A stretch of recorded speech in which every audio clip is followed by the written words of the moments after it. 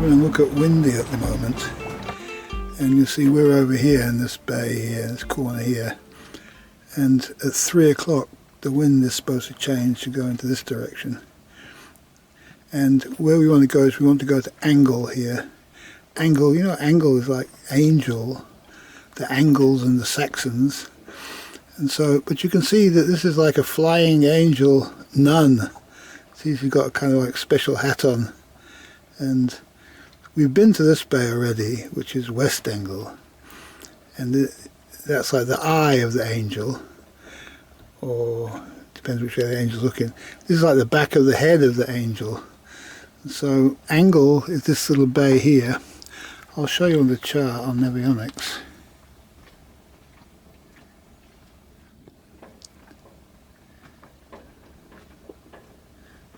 Okay, this is where we're at now. We're at Dale, and I've done a plot here. I'll just get rid of this. I've done a plot to take us across the channel here. You see the channel. We need to cross that straight across, otherwise we can get around this way. I may not follow this because I may zigzag or whatever, but we get here, and then here's Angle Bay here. Now you can see the Angle Bay, that green there means it's just dried out. It's mud, mainly mud. And I'll just use a chart putter just to get us into the area really. But you can anchor in just a couple of meters or 1 meter of water here, close to the edge of the bay, and there's places where you can get off on the dinghy here. Or I've been told that I can get into the bay completely, and then if where the mud is soft over here, and then my keel can sink down into the mud. So I'm going to go over there and give it a try out and see how that works. So I know in future what the options are really.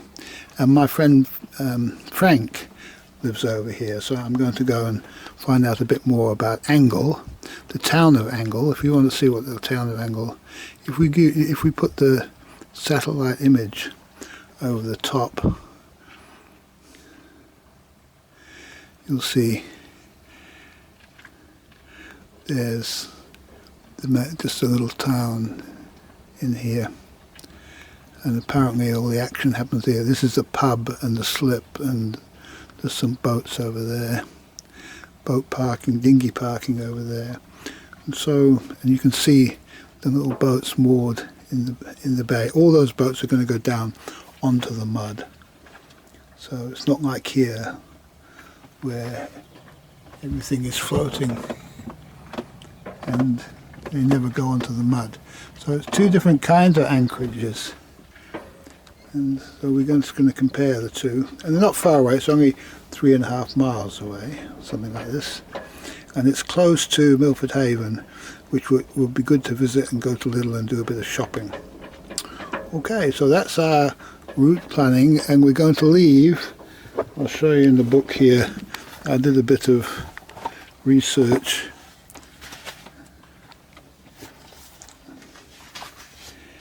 And here we go. So we've got the current changes towards Angle. The current will start running towards Angle at 1:30 p.m. The high tide is at 7 o'clock. So the tide is rising towards high tide, and so will be no problem of when we get there. It should be lots of water, and the wind is going to pick up and change to northwest at 3 o'clock, so it says, and it did yesterday, and so we'll see what happens. So we're waiting now. The time is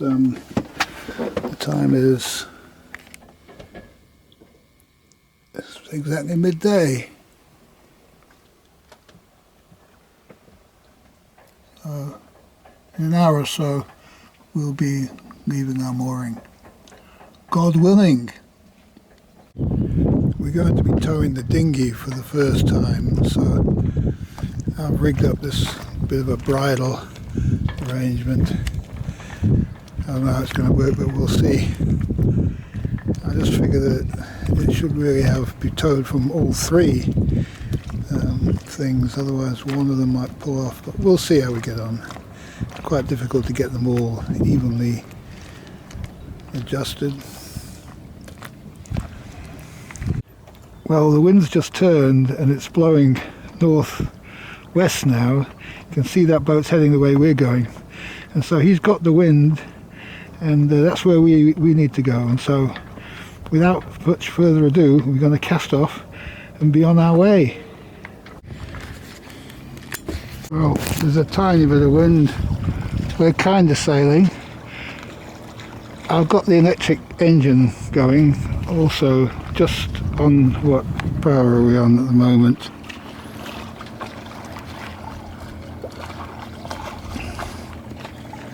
Two. Just on 2. And just to keep us moving forward. And hopefully we get out further out into the middle, past this headland, we might pick up a bit more wind. But we're not in a hurry. It's not far to go, really. It's starting to pick up now a little bit.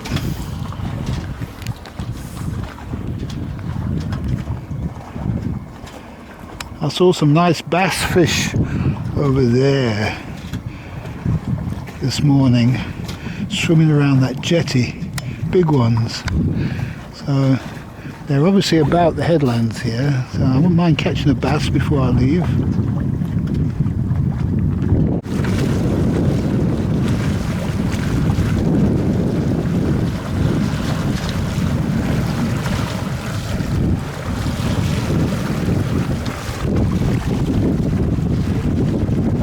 Come from other boats heading out to the same as us.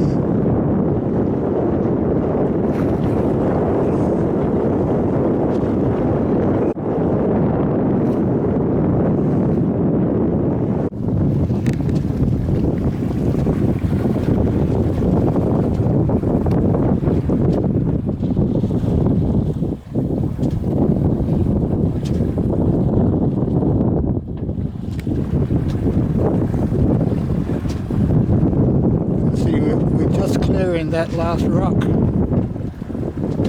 going to lose our concentration here. It is low tide too, a little bit.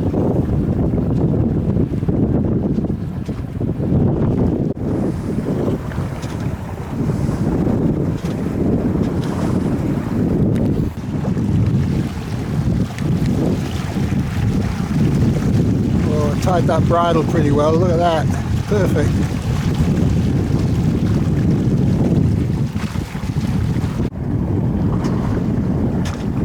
There goes the speedboat crowd.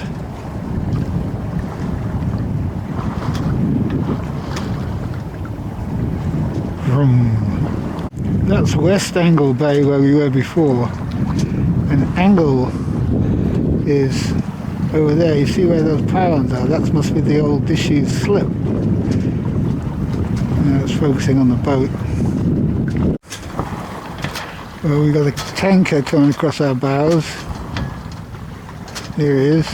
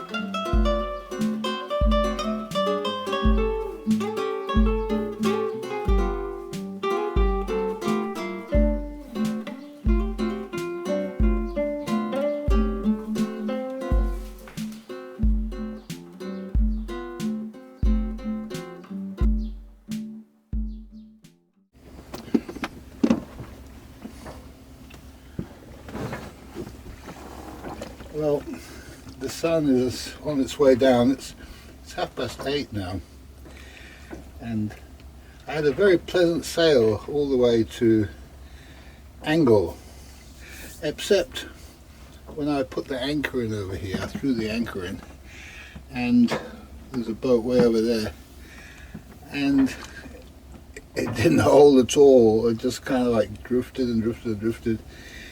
And so I had to get up there a number of times messing around, and what it was you couldn't see it, but when I'd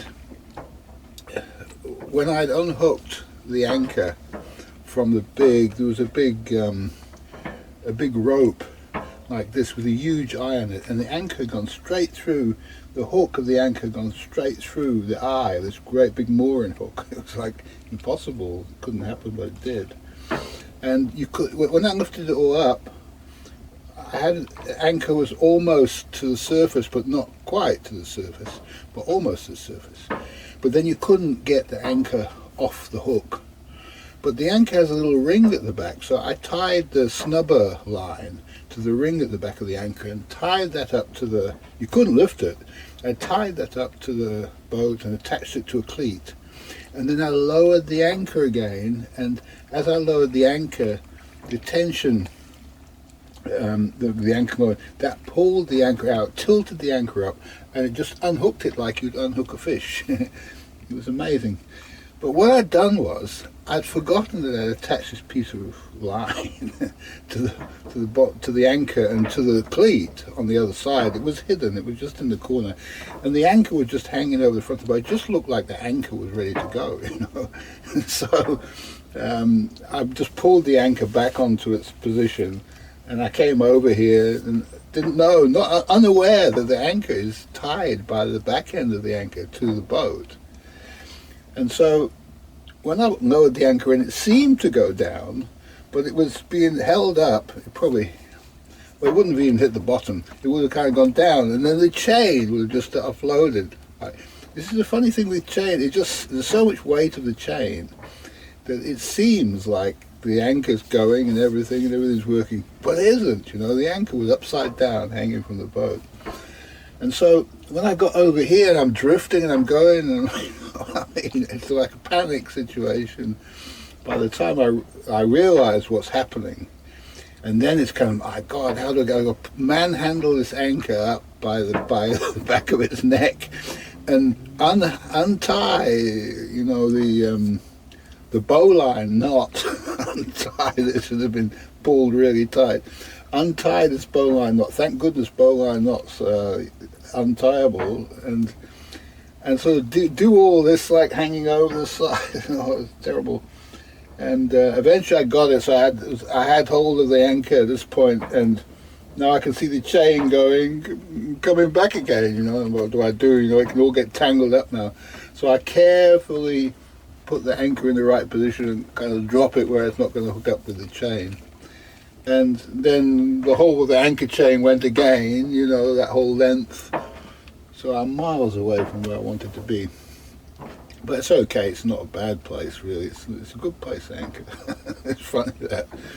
But after doing all this stuff, and I'll tell you something else that happened, because when I got, before I anchored, when I came to pull to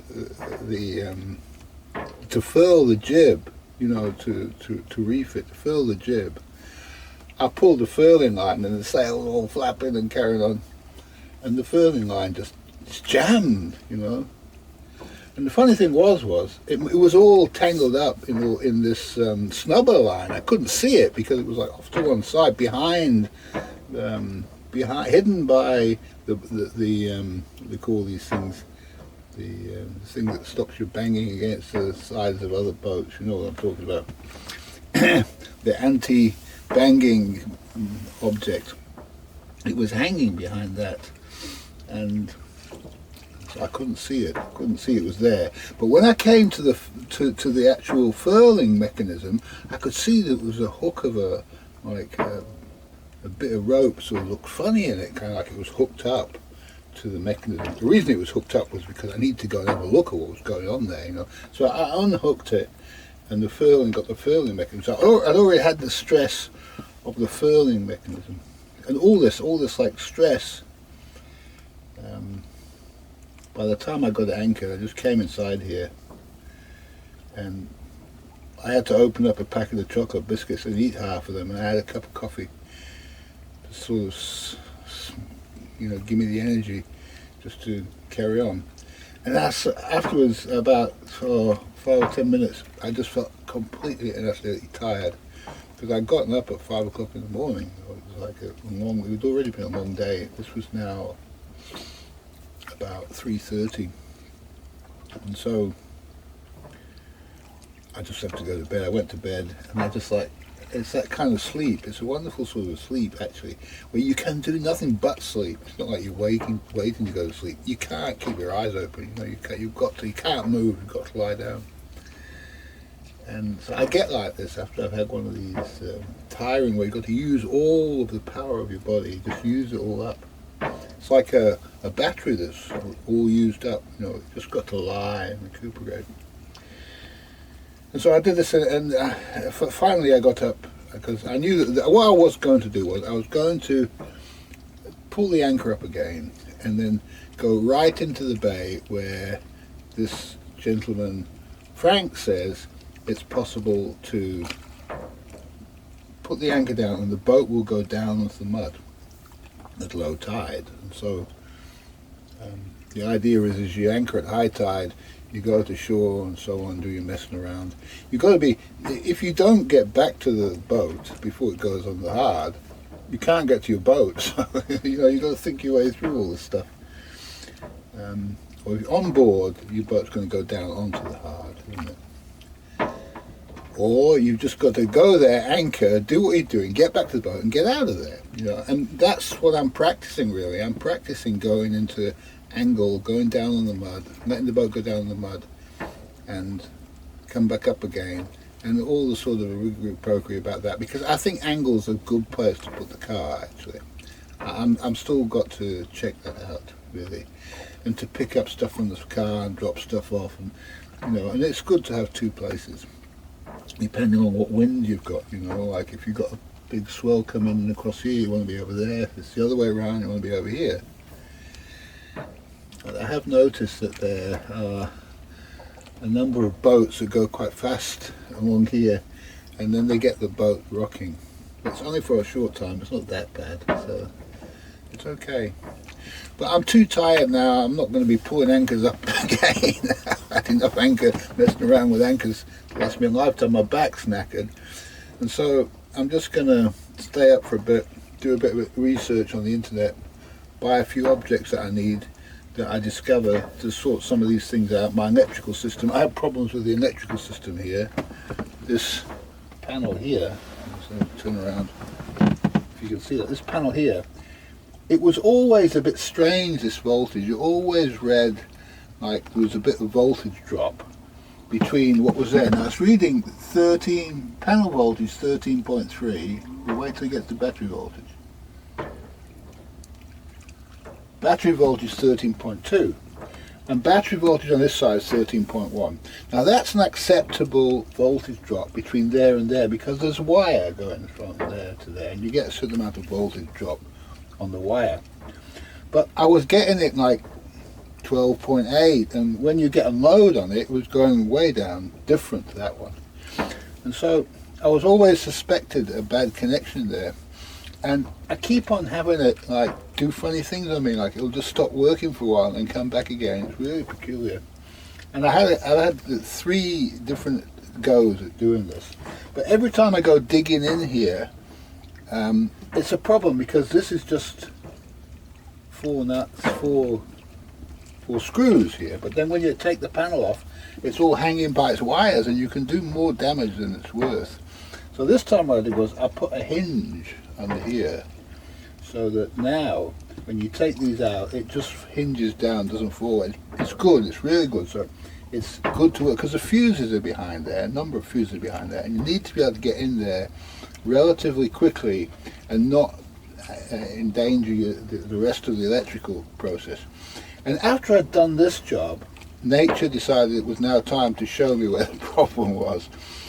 And I found it went out, and I found the point. The fuse was one fuse between which there was power before the fuse, but there was no power after the fuse. And so I knew it was the fuse. And one of these automotive fuses, which has this like funny looking shaped fuse that you pull in and out, they're very bad quality on eBay. Don't buy them if you can help it, goodness me. And you can't get the fusings to hold, and some of them I put a screwdriver in and opened it up a bit so it was easier to put the plug in. But this one I opened up too much.